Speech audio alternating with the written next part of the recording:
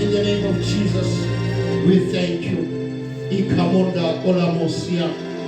Ebeko otele katele mosia. Indele kamoshe katalia babuti. In the name of Jesus. Thank you, Father. Thank you, Son. Thank you, Holy Spirit. In Jesus' mighty name. Wonke umuntu athi amen. Akashaya nomthathu bezulu izandla. So you may be seated. Hallelujah. Allow me to greet the Church of God in the wonderful name of our Lord Jesus. Amen. Abafundisi abakhona sibashayela izandla. Sishayela izandla. Amen. Glory to Jesus. Now shayela izandla ukuthi uJehova usisenguye ophilweni. Hallelujah. Hallelujah. Glory to Jesus. House of Faith Ministry. Theme for 2025. Ayishintshanga abazalwane. Amen.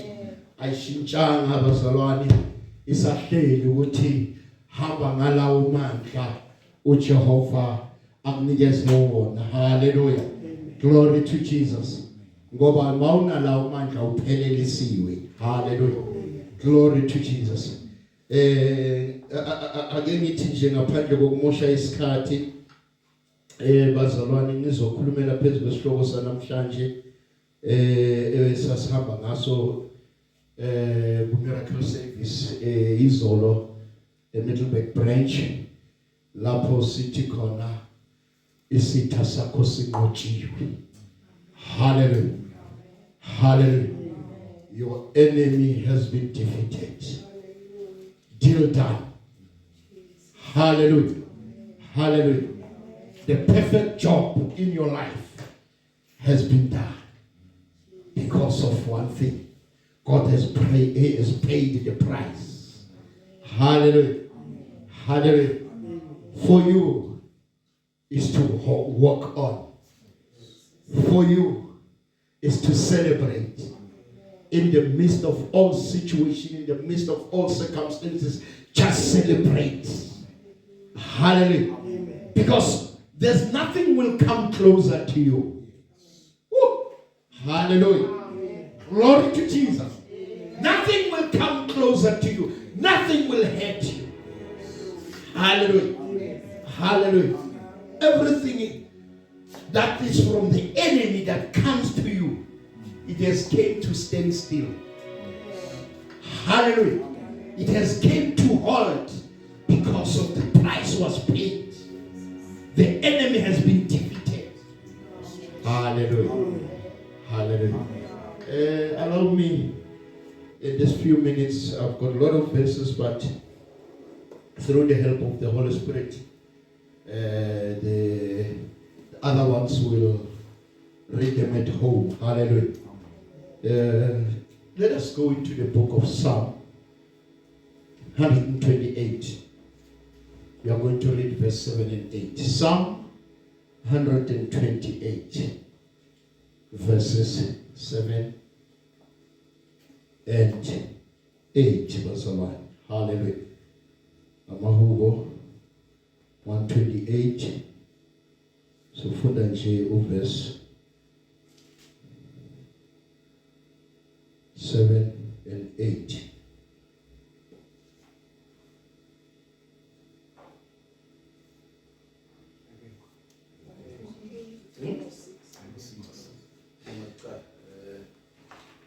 We just 138.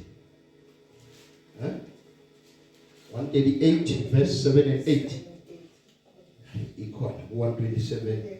138 138 verses 7 and 8. And the omunye asibambele Exodus chapter 23 verses 22. Exodus chapter 23 verses 22. Mama kungasifundela Amahubo 138 verse 7 and 8 verses zothi thina verses zoya ku Exodus chapter 23 verses 22. Ungasifundela yona. ngihamba phakathi kwenhlupheko. Etshela umakhi ithi makhi ungakhathazeki kule inhlupheko ophila ngaphakathi kwazo. Kule inhlupheko ezikulandelayo. Namhlanje ngizothi kuwe ungakhathazeki. Hallelujah. Hallelujah. Qhubeka mama wakho.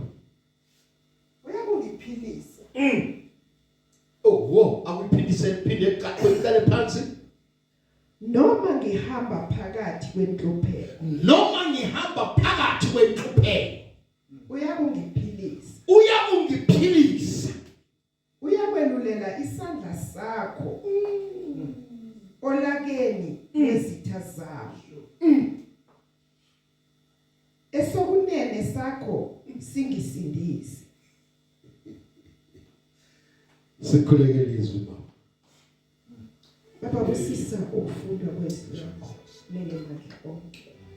Vula indlebe zethu zikamoya lesiyodinga. Bese uyaveza uNkulunkulu wethu ngamandla isambulo empilweni zethu egama likaJesu Kristu waseNazaretha. Amen. Hallelujah. Isihloko esihamba ngaso namhlanje sona sithi isitha sakho sinqotshiwe. Hallelujah. Isitha sakho senze njani? Sinqotshiwe. Lithi iBhayibheli ungenzi njani? Ungakhathazeki. Akubuza umakhelwane ethi manje kanti ukhathazwa yini? Ake ngibuze basemakhaya kanti nikhathazwa yini? Ngoba uNkulunkulu namhlanje uyaveza uthi ningakhathazwa. Ukhuluma nomuntu oyedwa. Hallelujah.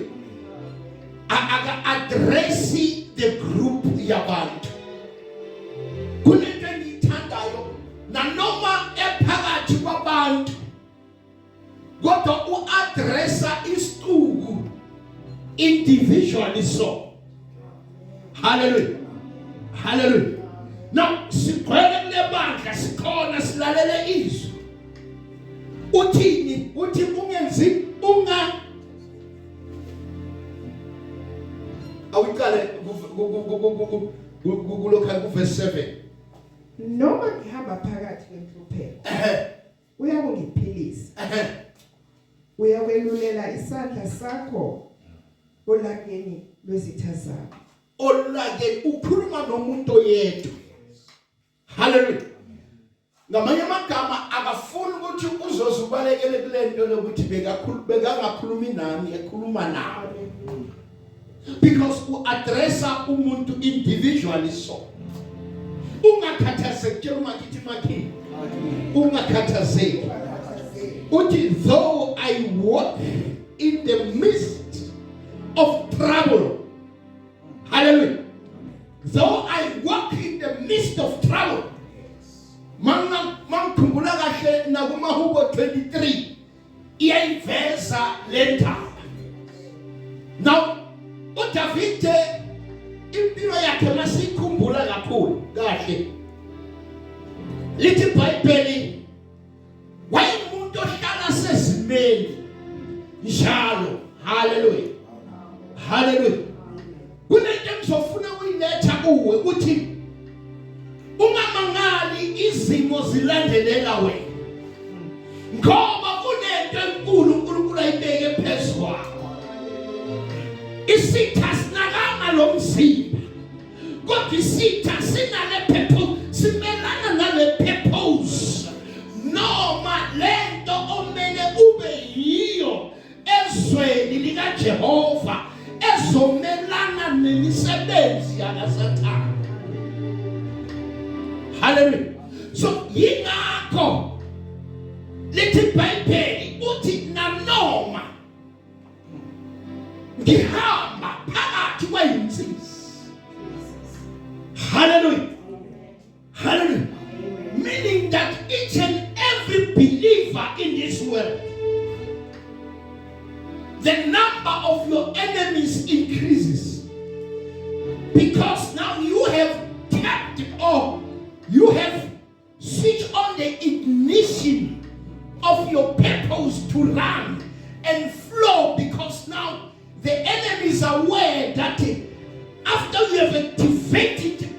accepting Christ Jesus, therefore your spiritual alignment will come in place. Hallelujah. Your spiritual eyes, the language is going to change. You are no more going to speak like the world. The language and the eyes, your spiritual vision is going to be aligned with heaven. Ane usaboni izinto ngesolenya. Ane usaboni umlomo wakho ukhulume njengezwe. Kodwa ukhona kuyoshintsha empilweni yakho. But though I walk in the midst of trouble, if you preserved my life. Woo. Though I walk in the midst of trouble, therefore God, you preserve my life. Ukhuluma umuntu osezimeni ezingaphezulu. Mabheka the life history yakaDavida. Kunala ngibona khona ukuthi mina bengiyeke ngizemfithe. Hallelujah. Bengiyeke ngizemfithe la hambe khona noma esinyathelweni zakhe. Because the purpose yami neyakhe ihlukile. Kodwa all they are linked with the purpose of God. Because we are serving one God. Ngenxa yezimo abenazo empilweni, yingakho ngithi izimo zakho mina sizomhlula. Because zenzelwe mina noma lezo zenzelwe wena. Because of the purpose uNkulunkulu ayibeke kuyo.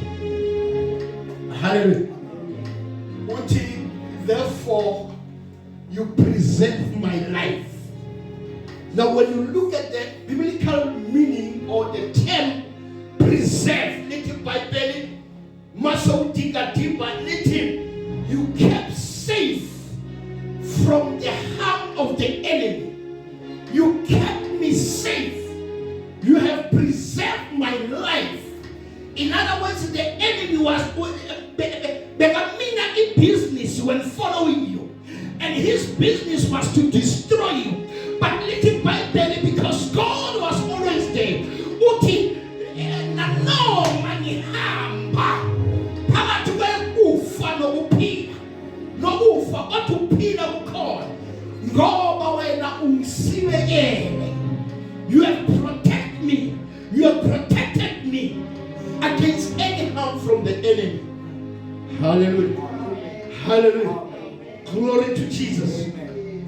I pray that you stretch your hand against the wrath of the enemy. You stretched your hand. Some other version they are talking about the right hand side of the Lord. Little Bible, some other version, or little with one hand you have protected me, and the other hand you are against the enemy. Hallelujah. So the other hand, God that is having is the one to punish your enemies. Hallelujah. Glory to Jesus. Glory to Jesus. With the other hand, you have protected me against the wrath of my enemy. Now, when you look at the meaning of wrath, kuluma golaka. Hallelujah. Little Bible to David lana ngesakho isandla ukwazile ukumvikela ulaka lesitha sakhe. Now when you look at the biblical context of wrath, it is a heart hatred. Hallelujah. Hallelujah. Kamanye magama ukuba ne-anger ebhaliselekileyo. Hallelujah. So uthi kune anger yesitha against mina ephinda phindiweyo ngibona isandla sakho simisileyo. Kamanye magama isitha masiza kuwe siza ngehatred ephindaphindwe. Whether umenze kabi noma umenzanga kabi, kodwa unale enga ephindaphindiwe afuna ukuyibona yenzakala phezu kwakho. Manje uDavide uthi, I don't care ukuthi that anger has been multiplied how many times, but there is one hand that is upon me. When that hand is upon me, I don't care what hatred you might hate me, you might want to kill me, but I know your plans will not succeed. Because your enemy has already been dealt with. Your enemy has already been paralyzed. Your enemy has already been completely destroyed. For you is to walk tall. Tell your neighbor, say neighbor, walk tall in the midst of storm. Walk tall in the midst of storm. Sing the praise to the Lord. Woo! Hallelujah. Amen. Hallelujah. Because there's a righteous hand, a mighty hand that is upon you.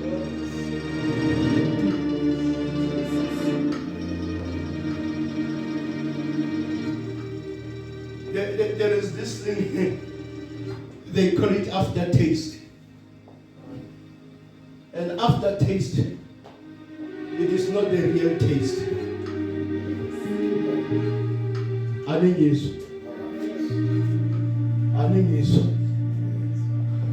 Kunento esibizwa ukuthi aftertaste. Kodwa akusile taste oyizwile. So ngamanye amagama isihloko sithi isitha sakho sesibhujisiwe. Ngamanye amagama lokho kukulandelayo akusese yinto original. Akusese yinto lefana naleya yekuthi phambi kokuba uKristu afele mina nawe.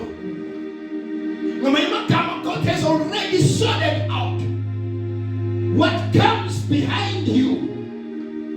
Are those things for you to get able to see ukuthi ubani nomkhonza, ukuze ukwazi ukuba nobufakazi empilweni yakho ukuthi lona yimkhonzayo akozela kendakalali. Uhlalemile njalo, uhlalemile njalo. Hallelujah, hallelujah, hallelujah. Uthi, with your right hand you deliver me. Any version, when I am surrounded by troubles, you keep me safe from my enemies. Hallelujah. Amen.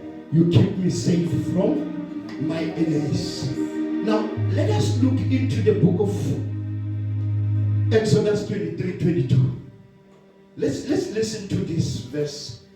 Sizwe ngoba siyamthola uNkulunkulu esiveza. Hallelujah.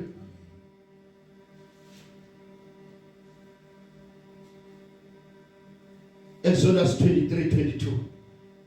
Hallelujah. Kepha uma ulalela nokulalela izwi layo, ukwenze konke engikukhulumayo. Okay, whoa. Listen to this now. This verse brings to us ukuthi now uNkulunkulu ufuna umuntu ozokumethemba enze ngale ndlela yena uNkulunkulu afuna ngakho. Akuyiqale phansi sizwe. Kepha uma ulalela nokulalela izwi layo. Yes. Ukwenze konke engikukhulumayo, ngiyakuba yisitha sezitha zakho. Mawukwenze konke engikukhulumayo. Now uNkulunkulu uthini? Yakuba yisitha sezitha zakho. Hallelujah. Glory to Jesus. But if you may obey his voice and do all that I say, then I will be the enemy of your enemies.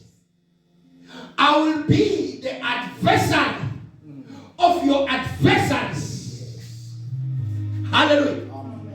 Ukhuluma lamazwi uthi ngoba mina I have laid my decrees upon you. I have given you my commandment. I have given you the type of life. Emfuna wena uyiphile uthi njengoba wena wenza njengokutshelile njengoba ngikushize empilweni yakho. Kamanye amagama, you don't need to face your enemy. Hallelujah.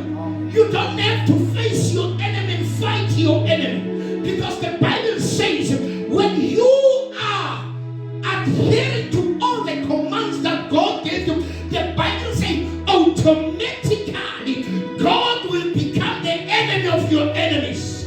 The other version comes, bring the very same word, the wrath.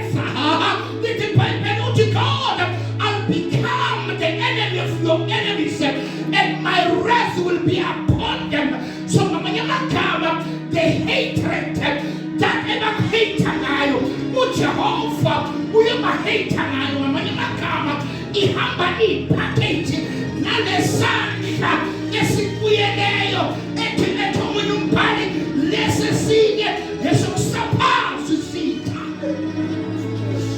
ukhalababosayana ithi bhayibheli uNkulunkulu yena qobo lakhe. He is taking an action to punish all those who hate you. He takes an action without you telling him, because now you are following all his decrees. When sintando yake upina ngokwenthando yakhe wenza umsebenzi wakhe, God will bring the parts of his kingdom in order to protect you. Hallelujah. Hallelujah. Glory to Jesus. For the Egyptian, the Bible says, Lord, watch through the pillar of fire and the pillar of cloud to the enemies. And therefore, their chariots got stuck in the mist whereby they were pursuing the Israel. Hallelujah. But through the pillar of fire and cloud, he managed to look at Isita Center. Hallelujah. Glory to Jesus. Because the Bible says he hardened the hearts of the Egyptians for them to follow the Israelites in order for the glory of God to be seen upon his own people. Now,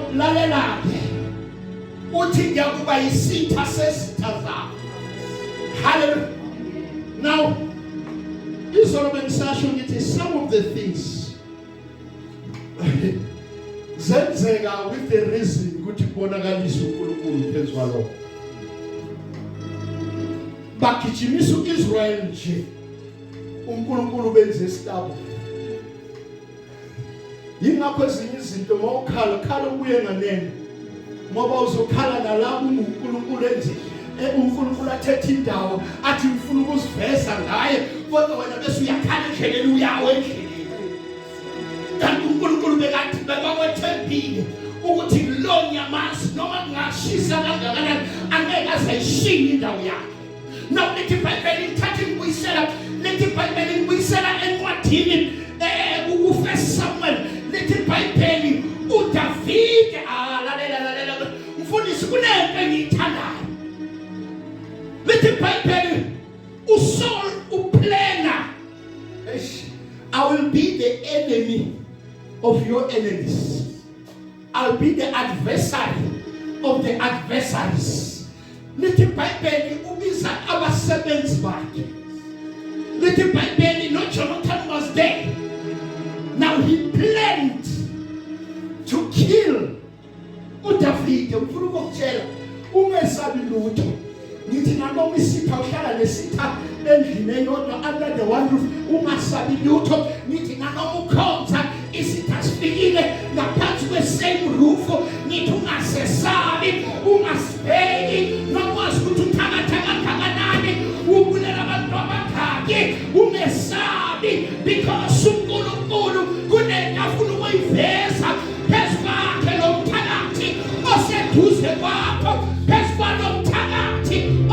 ungena naye eklasini lo odla isikhaftini sakho kunento uNkulunkulu afuna ukuyiveza. Hallelujah. Hallelujah.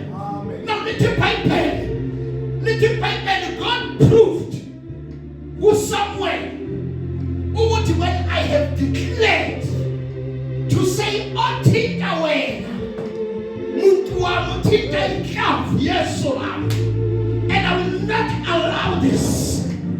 Lithi Bible esahlelela amaplan uthi uNkulunkulu, listen, there are many ways uNkulunkulu ukureveala ukuthi isitha sakho sibhizi ngani ngawo. Hallelujah. Hallelujah. Kunabanye abantu benza amaphutha noma uNkulunkulu areveala izinto umuntu azamtshela athi thula, I don't want to hear it. Now when you want God to reveal things, uzozireveala njani? Uthulisa lo othunywe nguNkulunkulu. Uthi uya kuDavid, uthi ubaba is planning to kill you, but I will go. When the humble uyosifika, I will go to him to dig deeper, and I'll give you the information. Now uNkulunkulu usebenzisa umntwana kaSaul, uJonathan, usebenzisa umntwana kaSaul ukwenze njani? Ukureveala, ukureveala the hidden information. Njengoba ungabafuna abathakathi nokuthi bakukhulumise, uzokwazi njalo ukuthi athumele umuntu umthakathi azokulethela indaba ukuthi umthakathi umuntu ufuna ukuthakatha athi kwenzani. Awufuni ukubona eduze kwakho, kanti uNkulunkulu angamsebenzisa to reveal the darkness. Ubona sekafaka ihili wena suyazidistance kuye, kanti uNkulunkulu umsondeze eduzane ngenhloso yokuthi khona information ekumele ingeke kuye ikwazi ukufinyelela ku-Israel. U-Israel azokwazi ukuphila phephile. Now into ngithandayo lithi iBhayibheli uNkulunkulu hardened the heart of the Egyptians to pursue the Israelites, but namhlanje siyamthola. Lithi iBhayibheli umoya kaNkulunkulu omubi wangena kuSaul. Ufuna uyilalela umoya kabani kaNkulunkulu ungena kubani? kuSaul. Lithi iBhayibheli uDavide esadlala iharp, ngoba bakuthi uDavide makasebenjwe yile mimoya kudingeka umuntu ozomdlalela ngeharp bese akwazi ukuya into his senses. Lithi iBhayibheli ba in one room uDavide concentrating ukuthi ngiyadlala ngiyahlabelela ngoba kunemimoya ekumele ithule. Lithi umoya kaNkulunkulu wangena kuSaul wahambela inhliziyo kaSaul. uSaul abona ukuthi isitha sami ngiyasithetha namhlanje. Lithi iBhayibheli wadonsa umkhonto ibekhona ijalo in one room. Lithi iBhayibheli he drew his sword and his spear and he pinned into the direction of David and Abimelech. But lithi iBhayibheli uDavid akwazi abona kwenzeka njani inkosi. uNkulunkulu bekazama ukuveza kuSaul ukuthi the battle oyiqalayo nalo I have already given him victory. The battle has been sorted out. You are the enemy. You are still alive, but you are destroyed. No matter what you can do, the protection, my other hand that is upon this man, you will not move it. No matter what, I just want to tell you that no matter the number, it's one roof. Hallelujah. Hallelujah. Obuyelo yimi ngeke wethethana umenze lutho. Lithi iBhayibheli wahluleka ukumbeka phansi ngoba uNkulunkulu amuyela. I am here to say sisiyothandaza ukuthi whatever the plan the enemy has, fear not. Some of the things happen because God is in charge of the situation. God is involved to make follow you. And while they are following you, but they don't see themselves that they are stuck in the river. Like the Egyptians. Because the angel of the Lord, it is between you and your enemy. No matter how fast they can run, but they will not catch you. Siselothandaza namhlanje. Ufuna ukuzothandaza nomuntu athi la khona athi Nkosi, it's time for me to relax. It's time for me to live a normal life with all the storms. They will never touch you. They will never destroy me. Hallelujah. I want to tell you today to say, fear not. I want to tell you today that God is in control of your enemies. I want to tell you today, whatever the Calvary, the result you will receive at Calvary, it is still the same result that kept you going. Hallelujah. Amen. The same result. Our God is there. Kunezimpungunkulu asilele zona empilweni zethu. Kunezimpungunkulu asilele zona silele ebusuku. Singaziboni kodwa uvuke ubone ukuthi manje bengisempini kodwa ungazi lithi iBhayibheli lezi ezingaphezu kwamandla ethu. God will deal with those ones. And those that we can see, it is our testimony for our faith to grow. Can we all pray? Father, we thank you, Lord. We give you honor, we give you praise. Namhlanje uNkulunkulu namandla, Jehova Jireh, Jehova Nisi, Jehova Elohim, ngiyabonga uNkulunkulu ophilayo ukusibonakalisa uNkulunkulu namandla kule ndawo simakade sezulu nomhlaba. Baba, siyabonga ukusikhumbuza ukuthi isitha sethu sesinqotshiwe, nanoma uNkulunkulu namandla singaba senduze kwethu kangakanani, wena maso usibuyele uNkulunkulu ophilayo. Baba, ngekho ngasondela kithi. Baba, siyabonga ukuthi konke ukusikhumbuza ukuthi konke okwenzakala empilweni zethu, Baba uNkulunkulu, you have paid the price. Baba, we have concluded to say no with our lives. We will not die because of the plans of the evil ones. Father, thank you tonight, the Lord of God Almighty. Ukusamateba shabalele. Baba, siyabonga namhlanje. Siyabonga ukuthi wena ukhona uyaphila.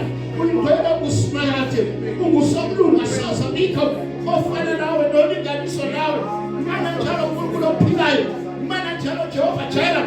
Mana njalo Jehova Nisi. Mana njalo Jehova Preparation. In the mighty name of Jesus Christ of Nazareth. Father, I give you honor, I give you praise. In the name of Jesus. Baba, ngiyabonga uNkulunkulu ophilayo. Ukuthi konke Nkosi esiphila ngaphansi kwawo. Baba, you have sorted it out. But even though I walk in the midst of my enemies, in the midst of danger, I shall not fear. In the midst of danger, you will prevail my life. In the mighty name of Jesus. Father, I thank you, Lord of God Almighty, that you are the good God, the God that will never leave, the God that will never forsake us. In the mighty name of Jesus. In the mighty name of Jesus. Baba, they will come up in one direction, but be split, oh Lord, into several directions. In the mighty name of Jesus. Father, thank you tonight that you are the good God, the God that will never leave nor forsake. In Jesus' mighty name, as I pray in spirit and say, in the name of Jesus. Thank you, Father. Thank you, Son. Thank you, Holy Spirit. In Jesus' name. Everybody say amen. Let's everybody begin.